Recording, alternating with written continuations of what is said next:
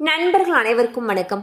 இன்னைக்கு நம்ம இந்த வீடியோவில் ஜிபே போன்ற யூபிஐ பயன்படுத்தும் வாடிக்கையாளர்களுக்கு மிக முக்கிய புதிய தகவல் வெளியாகியுள்ளது. ஸோ அதை பற்றி தான் இப்போ நம்ம பார்க்க போகிறோம்.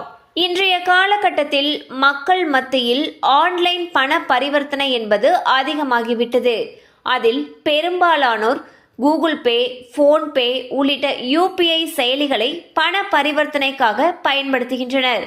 இப்படியான நிலையில் ஜிபே, ஃபோன்பே போன்ற யூபிஐ சேவைக்கு கட்டணம் விதிக்கப்படலாம் என்று ரிசர்வ் வங்கி கவர்னர் அவர்கள் தெரிவித்துள்ளார். யூபிஐ சேவையை இலவசமாகவே கொடுத்து கொண்டிருக்க முடியாது என்ற அவர் இதற்காக வங்கிகள் பிற அமைப்புகளுக்கு செலவு ஆவதாக குறிப்பிட்டார். அந்த செலவுகளை இதுவரை அரசே ஏற்றுள்ள நிலையில் இனி அதற்கு கட்டணம் விதிக்க தேவை ஏற்பட்டிருப்பதாக அவர் தெரிவித்தார்.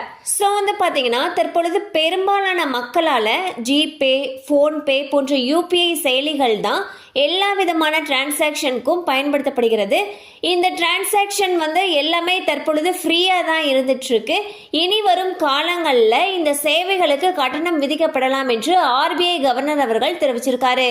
கண்டிப்பாக அந்த அப்டேட் உங்களுக்கு பயனுள்ளதாக இருந்திருக்கும் நம்புகிறோம். மேலும் இது போல் அப்டேட்ஸ் உங்களை உடனே ரீச் ஆகணும்னு நினச்சிங்கன்னா நம்ம சேனலோடு தொடர்ந்து இணைந்திருங்கள். தேங்க்யூ ஃபார் வாட்சிங்.